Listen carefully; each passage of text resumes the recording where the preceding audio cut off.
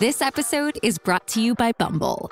So, you want to find someone you're compatible with, specifically someone who's ready for a serious connection, totally open to having kids in the future, is a tall, rock-climbing Libra, and loves rom-coms with vegan pizzas on Tuesdays just as much as you do. Bumble knows that you know exactly what's right for you. So whatever it is you're looking for, Bumble's features can help you find it.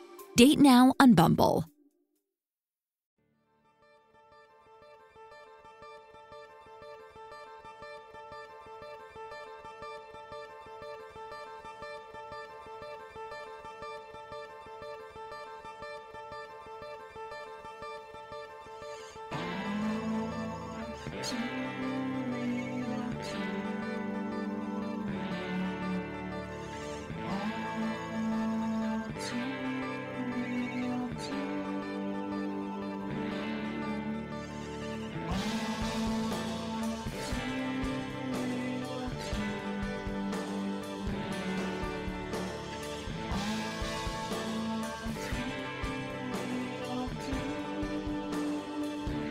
Okay, everybody, welcome to the latest episode of All Too Real 2.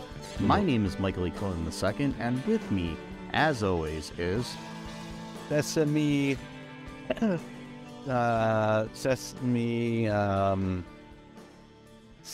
Walsh and Carta. Walsh.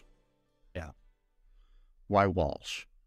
Because I was just talking about Matt Walsh's Twitter being hacked. Oh, okay.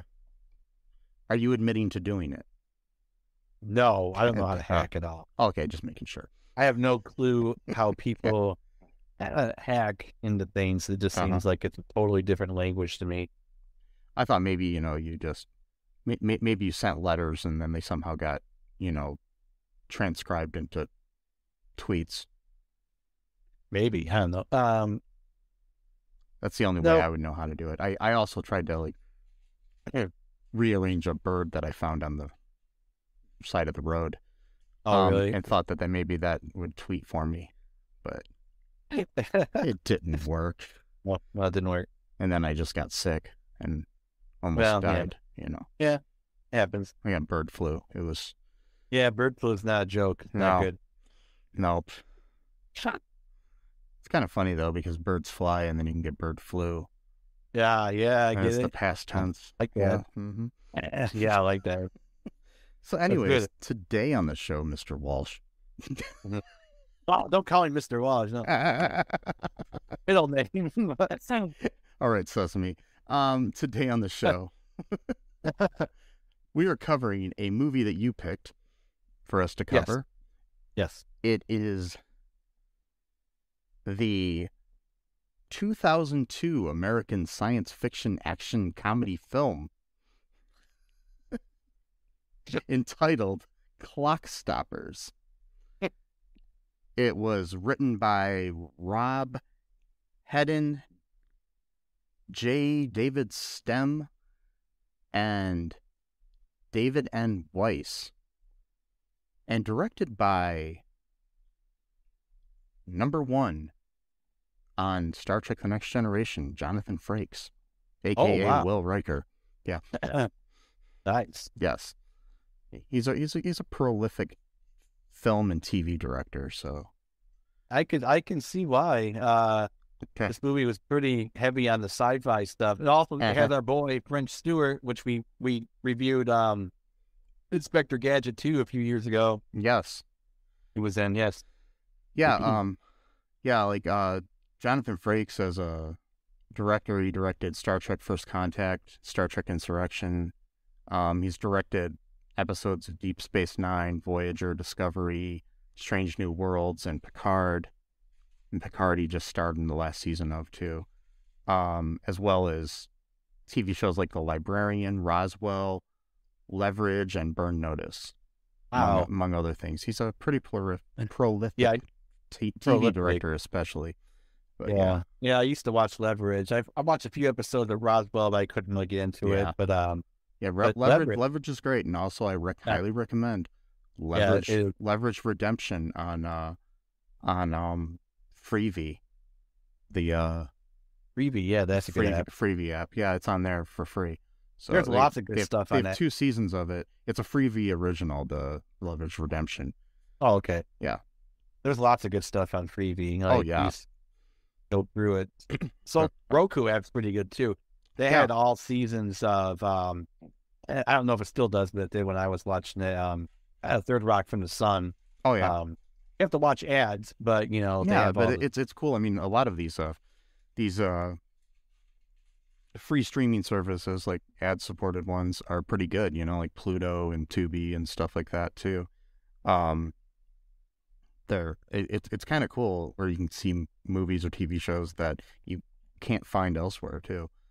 This movie, however, we found on YouTube for free. Yeah, it was for free on YouTube. For free with ads. Yeah. Well, I couldn't find it. I was surprised. It's a Paramount movie and it wasn't streaming on Paramount Plus. But not everything is, always streaming on there. So yeah, I was kind of surprised too. And it said the 90th anniversary, which was in 2002. Yeah. So now it's the 111th anniversary. Yeah. Wow. I feel old.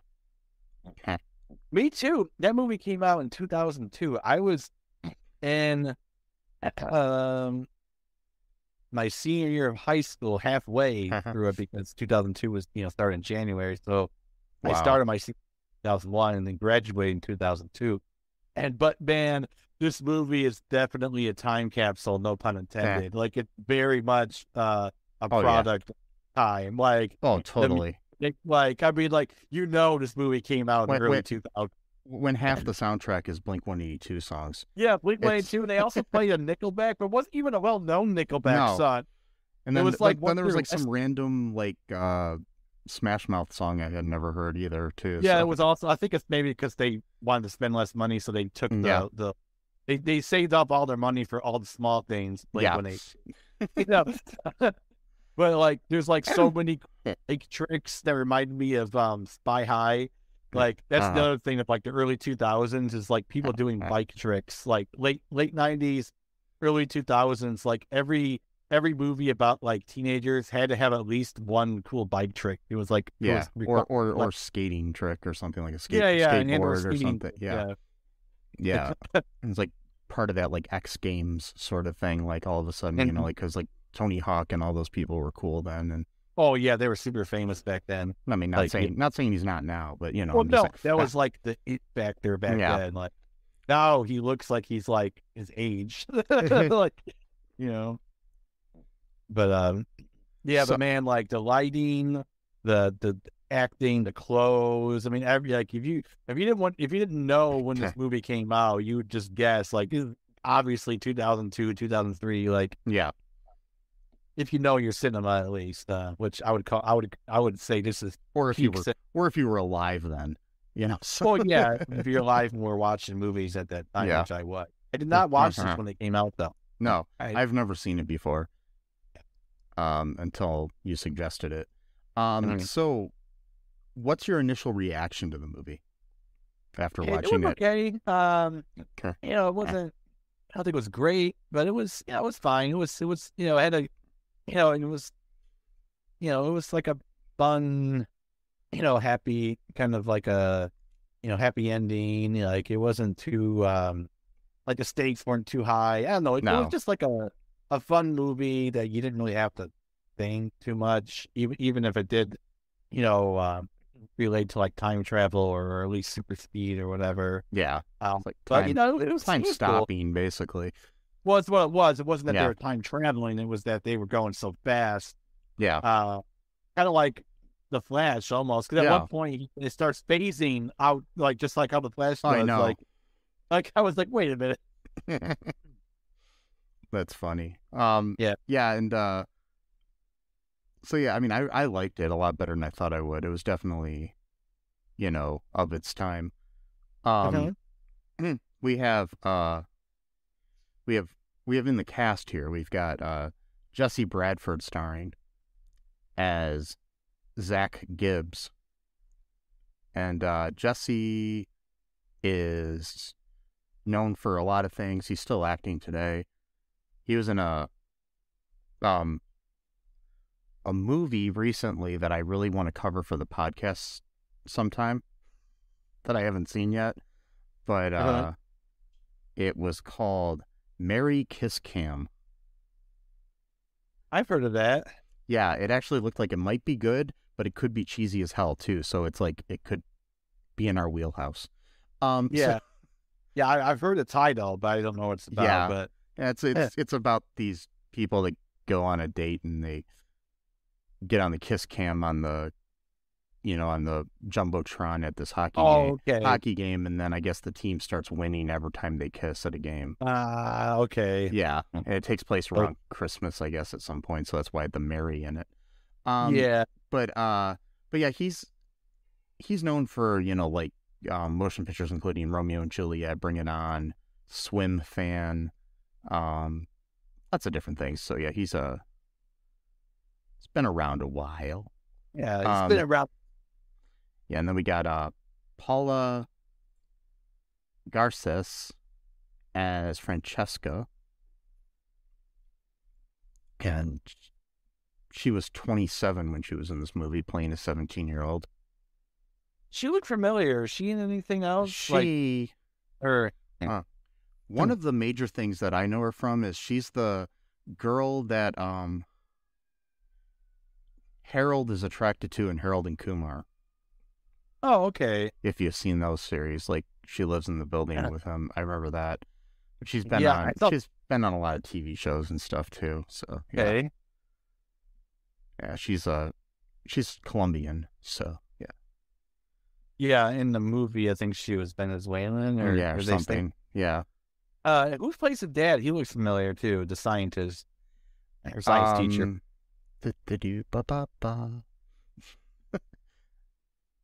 His name is Robin Thomas.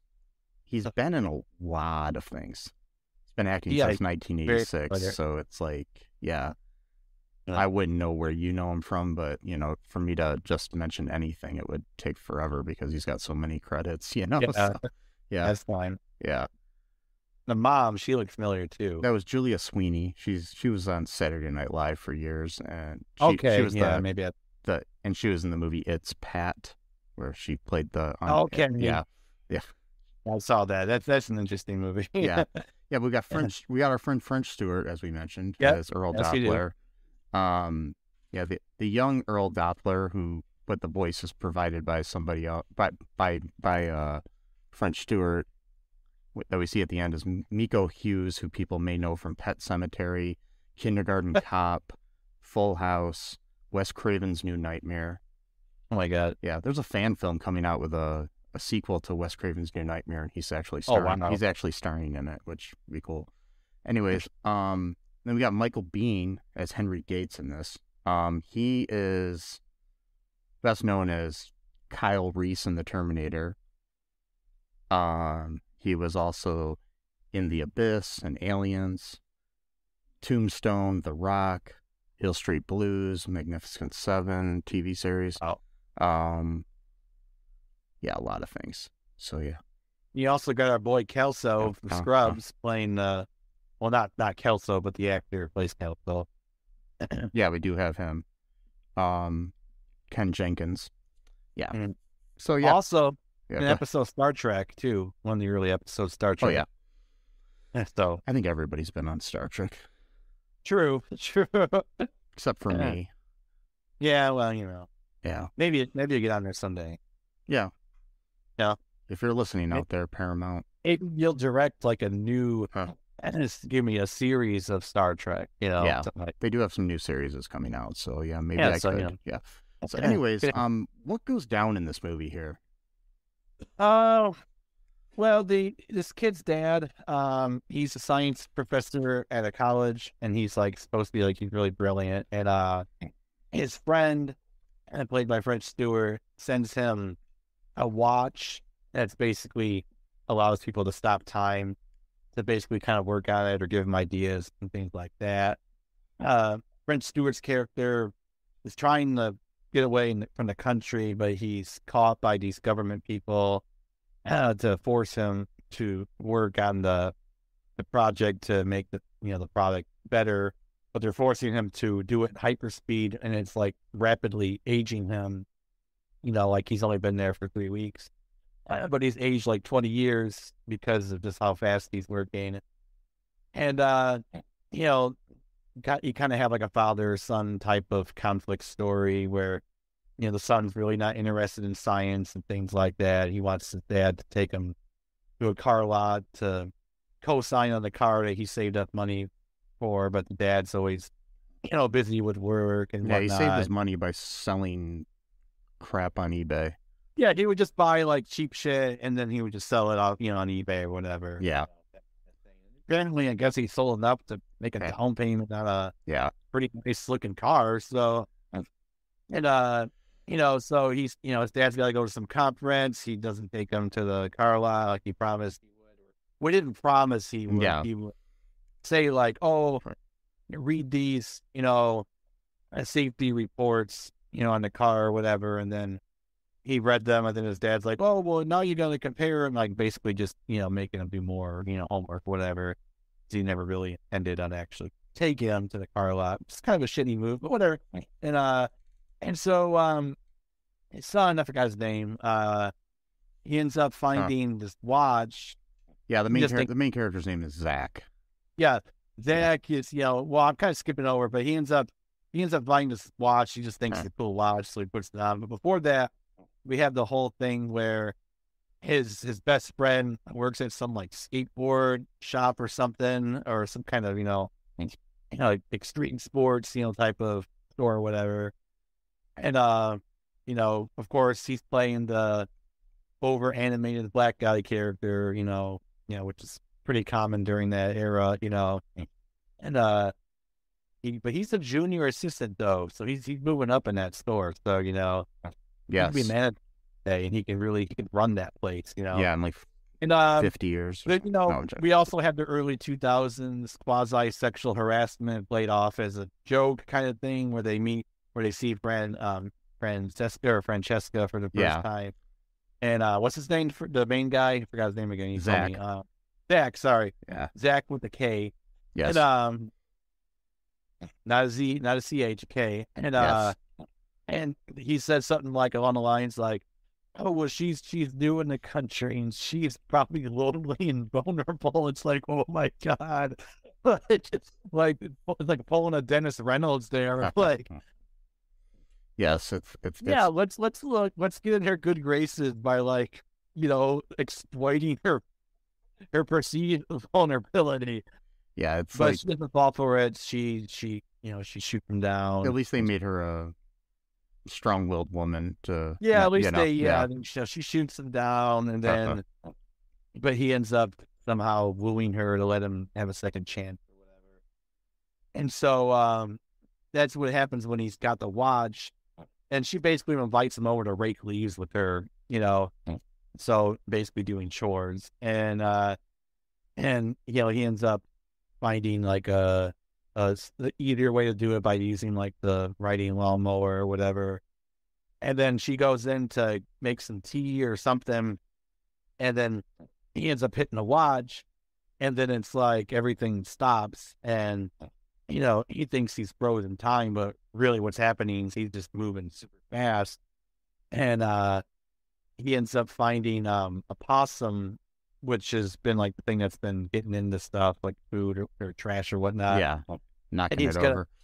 He tries to take the possum into the house to show her, you know, what happened, but then the time thing goes back to normal, and so there's now a possum just running wild in the house, and she thinks that, you know, he did it on purpose for whatever reason, so she kicks him out of the house. But then, I think what it is it's just a miscommunication of their cultures.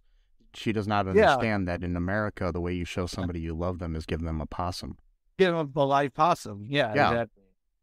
And then you let it run. You let it run the house, and then you catch. It's called catching the possum. Yeah, catching a possum. We all do that, don't we?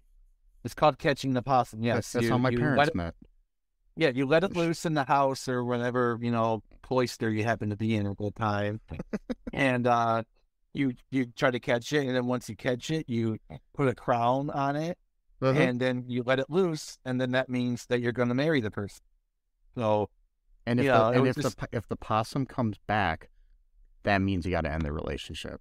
Yeah, unfortunately. Yeah. So, But no, so she's about to kick him out of the house, and then she ends up touching his shoulder at this time, but then the watch did its thing again, so both of them now were like, frozen in time or whatever. So, they thought that was really cool.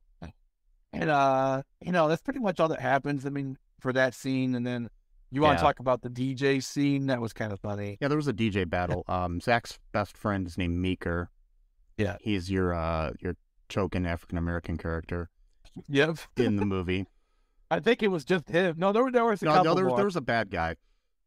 Of course, bad guy. I think it was a government worker too. I think there was 3. Yeah, there was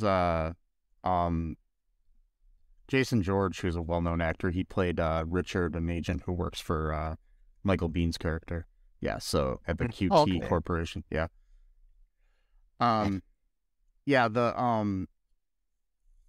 So we got this situation there. They go to this was like spin-off, or what was it? Something like that. I don't know. It was just some DJ. Yeah, but I think it was called like a spin-off or something like that. Yeah. But it was stupid because it wasn't even like what DJs normally do. They were just literally just spinning their records. They were just like scratching, and it was there was no finesse or mixing of songs or anything to it.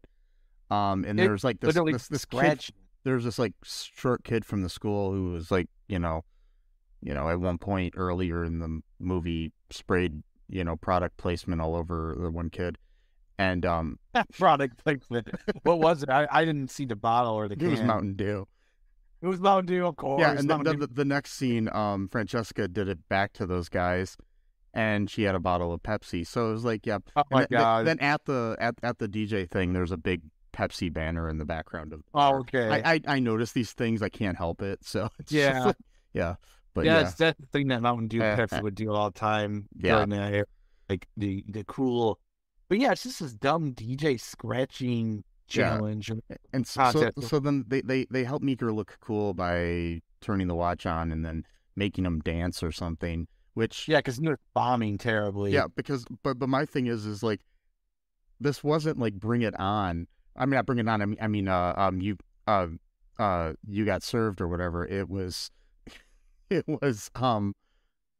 DJ contest. This wasn't like, that's all it was. It just made no sense to me. This was about the music, not about the dancing. I thought. Well, no, it was 2002, so that's probably why they had it. Yeah. At that point, everybody thought they could be a DJ, and all they had to do was just it. I'm like, no, DJs actually do like real music. Like, they don't just scratch. But at that time, like, nu metal was really popular, where it's like every band just seemed to have a DJ where all they did was just scratch records at like random parts of the song. Yeah, but even then, the scratching was accompanied by music. Yeah, no, exactly. It wasn't part of the music. It wasn't just the scratching. I mean, like Grandmaster Flash, when he invented DJing like this, he would take one song, mix it with another, take a little bit of a section of this song, and then scratch a little bit, and then go into the other song, and then layer them on top of each other, and do a different thing. It's not like that's what real DJs do. Yeah. They don't just scratch. Or then there's the other real DJs like I am, and you just play a playlist at a wedding and. Yeah, well, it still takes, because you find the right playlist. And and then I talk to the crowd and random little tangent. Pump them up, yeah, you pump them up. You know when to do songs, when to do the fast songs. You're not like Barney from How I Met Your Mother, where you just rise and rise. You don't have any, playlist. Gotta have a slow down. No, he doesn't believe in slow down. It's rise and rise, not rise and fall. And he tells that to Fake Moby in that one episode. But I'm like, it's just lots of meta. Sorry, lots of. I don't think anyone else knows what I'm talking about. But just like a very quick tangent though, like those old DJs from like the 70s and early 80s, like they had to be like insanely good when it came to perfect rhythm. Yeah, because they had to play the record at exactly the right moment. Otherwise, the beat would just like eventually go off and not make any sense. Like nowadays, they have equipment where you can basically time it correctly so that it doesn't go off. But back then they didn't have that. Nice. You literally just had to play the record at the exact right timing. Can't imagine how insane you have to be, like, not insane, but just like how good you have to be to know a rhythm to just time it exactly right. Because if you don't, it's just gonna veer off eventually, and it's just gonna sound like really stupid. And to let anybody know that's at home wanting to get into this, you have to use a special kind of turntable. Yes, you can't just scratch a record. Yeah, because what you'll do is I learned that the hard way. Me too. With my brother. Well, we tried to scratch like a Ninja Turtles record, and we completely ruined it. Yeah, no. My thing is I didn't ruin the record when I did it. I burnt out the motor in my turntable. Oh wow, wow. So yeah, I was crazy, recording myself scratching. I think it was like a Doors record or something, and then yeah. Apparently, some people have a thing where you don't even need to flip the record; it just plays the second. I don't know how that works, but I don't know if they have like a needle on the bottom that goes or something like that. I've watched some videos where they play like a Metallica record, and like a Metallica record is like 78 minutes long. That does not fit on one record. And then like when it went to side 2, it just it was live, like it was still spinning, so it wasn't like he cut the camera and went back. It just played the second side. So I don't know if they have 2-sided turntables or records or I don't know what, but it was some of them will flip the disc. This didn't even flip it though. This didn't even do that. It just it might be. I don't know. Anyway, that's the whole side tangent. So, anyways, back to the movie. So they have this thing. Meeker ends up looking cool. So we got that. Then we after the date ends, Zak gets a kiss from Francesca. Yeah. So then Gates, Michael Bihn's character, ends up sending his henchmen and women out for to find the watch, because he finds out that Zak's dad has the watch. Yeah. Zak's dad is, however, out of town at some convention or something. Yeah. So they have these solid nitrogen guns. So basically, that what'll happen with that is like it puts people back into normal time if you shoot them with the solid nitrogen guns. Yeah. So anyways, they go to George's house. I mean, Zak and George is the dad, to recover the prototype watch that they have. While fleeing them, because Zak discovers them in the house, he ends up discovering that Doppler is outside, tied up in their van. He frees him, and then a chase ensues in the van around town. Zak ends up crashing into a river. Of course. Then he's passed out, and Doppler's trying to tell him that he shouldn't get the watch wet. And of course he does, just like Gremlins, you don't get them wet. You don't get the... Yeah. Also, too, Zak is a complete fucking moron, because he stops right at a black van with tinted windows that would not be parked in that neighborhood whatsoever. That's what he thinks is going to save him. Like, you idiot. But whatever. And it's like, okay, dude. But if he didn't, we wouldn't have a plot. No, we wouldn't, but I'm just saying, like, that's the dumbest place ever to think you're going to be protected. Yeah. Black van with tinted windows. Like, come on. And, well, he did say free puppy on the side of the van, so he went in to see exactly, or candy, or Xbox, or PlayStation, whatever. Yeah, Yes. And play. What was that guy Eddie Burback said about the what was it called? The Free Smart. There we go. Where he's like, you want to play was it Ice Age 2 or something like that? The video game. So what happens? What happens next after this, though? Okay, so he's in the hospital, and he's telling his tale about the watch, and everyone thinks he's got like a brain injury or whatever. But then when his mom is talking to George about the what he says, something about the molecule accelerator or something like that. His dad knows that he has to watch. And then, he wants them to come there right away. But then, of course, government people show up at the hotel, and then they kidnap him to do the work that French Stewart was doing. And then, so there's this whole thing. They need to break his dad out of his, work prison or whatever. Yeah. The friendship between Meeker is still there, where Meeker helps him out. And also Francesca is there. And then they help. And at first, French Stewart's gonna, ditch him because he's too scared, because he doesn't want to be back in that, super hyper speed or whatever. Then he eventually, becomes brave, and he freezes one of the dudes that was trying to, get the watch back or whatever. I'm pretty sure I'm skipping over a bunch of things because I just watched But that's kind of the gist of it, really. It's it's a fun movie. I think it was made by Nickelodeon, so it was kind of meant for kids. Or maybe, it was a Nickelodeon produced film.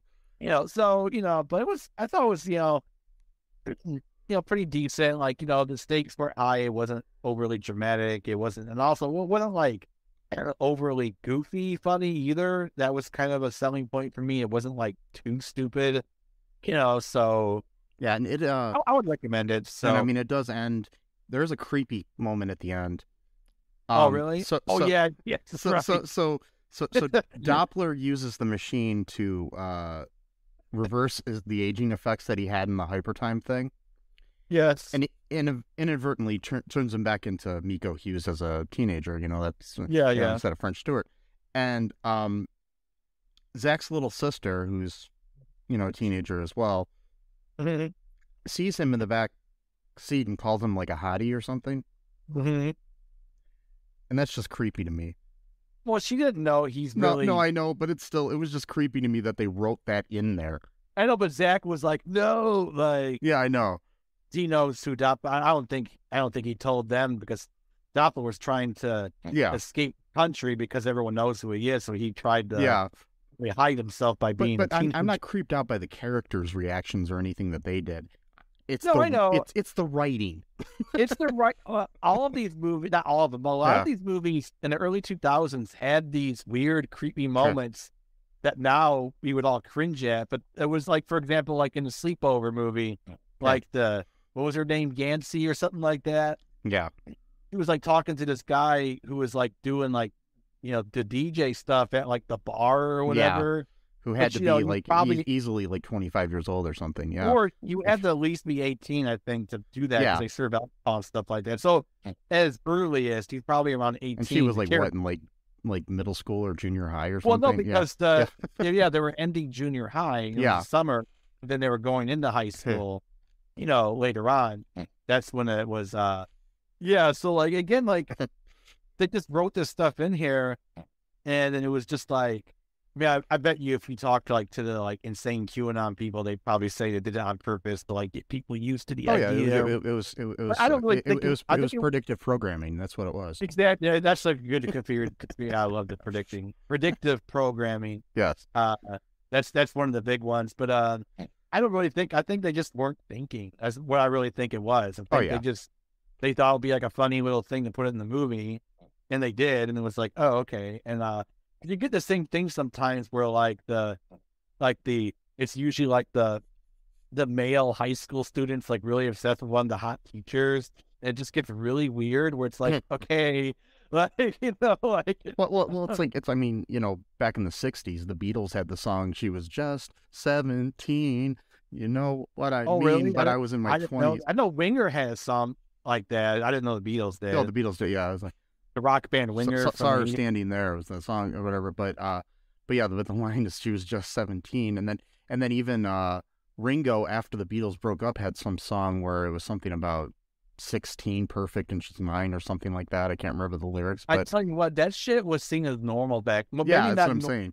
But at least like they're not gonna do anything about it. Yeah. They heard too, because one of my Facebook friends posted something about Ted Nugent earlier today. And that he literally wrote a song called Jailbait, and it was about a 13-year-old girl. I'm like, Jesus fucking Christ. Like, Didn't he like adopt? I mean, I know Steven Tyler did, but I think he might have too, like adopted some underage girl. No, she was probably, I think she was 16 or 17 at the time. Yeah. I think she's from Hawaii, and he married her.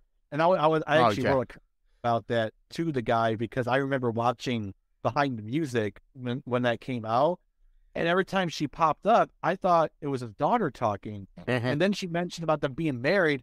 And I was like, wait, he married his daughter? And then like it finally clicked to me like, oh, no. Because like she looked like she was like 40 years old at the time. But then the marriage took place in like 1975. I'm like, how could she be 40 years old when she got married in it finally clicked. I'm like, oh, she married him when she was like 16. And he was like 29 or 28 or whatever. Like I don't know how old John Wayne was having an affair with an underage girl in Mexico when he was married and stuff too. So it's like weird. This shit was rampant back then. Like we don't realize until we like look through the history. But like the same thing. The piano player, the Great Balls of Fire dude. What's his name? Jerry Lee Lewis. Yeah. Married like his 14-year-old cousin, I think. Yeah. Or it's hard to keep up. There's so many. I know. Yeah, it was him. He married his, he married his 14-year-old cousin, and then like Elvis was dating Priscilla when she was like underage too. He started writing to her when she was like 13 or 14 or something. So yeah, it's all creepy. But like Jimmy Page with Jimmy. I know now I'm on it, but Jimmy Page literally would lock a 14-year-old groupie in his hotel room whenever he played concerts, and wouldn't even let her watch the concerts because he was afraid that she would talk to other guys, which is still gross because around his age. And I even wrote, in his estimation or worse, talking to someone her own age and taking a liking. That would just be horrible, right? A 14-year-old girl talking to a 14-year-old boy, that would just be horrible, right? She should be talking to like a 29-year-old guy. But his mind, when he was all fucked up on Satanism and occultism and drugs, I guess that made sense in his mind. Who knows? But yeah, anyway, side tangent, I know, but just like when you actually look into the history of this stuff, it's like almost every rock star was doing this. Oh, yeah. It's like, Jesus Christ. Like, it would actually be... I mean, and don't get me started on R. Kelly, more recent. So, yeah, in history. Yeah. So, yeah. That would actually be abnormal during that time if you weren't doing that. You would actually be seen as the anomaly. Yeah. Just fucked up. But yeah, like, I remember that scene at the end where, like, oh my God. Yeah, that just kind of creeped me out. But anyways, I actually enjoyed the movie for the most part. No, so, it was a good movie. I would recommend it. Yeah, definitely of its time. Do you want to hear a little bit of trivia about the movie? Yeah, sure. Okay, so the plot was inspired by the H.G. Wells 1901 story, The New Accelerator, about a scientist who develops a drug enabling him to move so fast that no one can see him. From his viewpoint, everyone else seems frozen in time.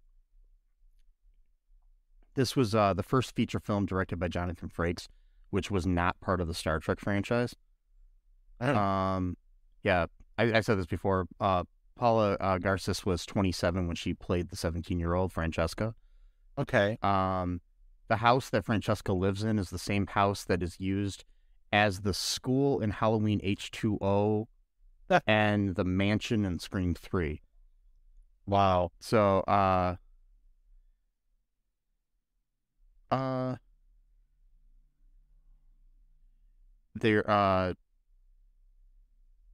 me see if there's anything else. At one point, Francesca says, "Beam me up, Scotty," and another time she says, "Make it so, number one." Both added to the script because of Jonathan Frakes. He always puts Star Trek references in everything he does. So cool. Yeah. So yeah, and he also had a cameo. He's in the background as a janitor behind Zak and Francesca and Doppler as they look for parts in the science symposium. So yeah. Okay. Yeah, I remember that. Yeah. Scene. Yeah. So cool. That's all we got here for trivia. Yeah. Any final thoughts here on this? This before we run out of time. See what I did there? Not really. I mean, I would just recommend it. It's a fun movie. It's not too silly. It's got our boy French Stewart in it. Speaking of Third Rock from the Sun. Yeah. Yeah, Third Rock from the Sun. Probably watch it with a family, like a family movie. Yeah. you know, it's probably rated PG at the time. You know, so yeah. Yep. That's about all I can say too. I liked it. It was good, you know. Anyways, folks, I hope you enjoyed this episode. Be sure to check out all2real2.com for any info about our show. Check out our TeePublic and our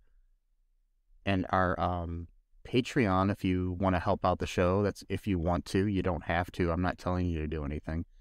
Nope. Again, anyways, I am telling you to be a good person, though. Yeah. Make sure you do that. That's the most important thing that you can do to help us out. Be a good person. Yeah. Share the show if you want. Again, if you want. Give us a 5-star rating on Apple Podcast or wherever else you can if you want.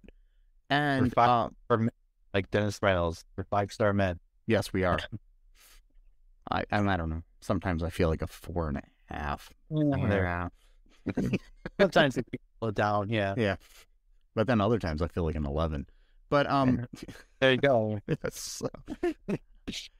Anyways, folks, I hope you have a good day, night, morning, afternoon, middle of the night, whatever it is when you're listening to this.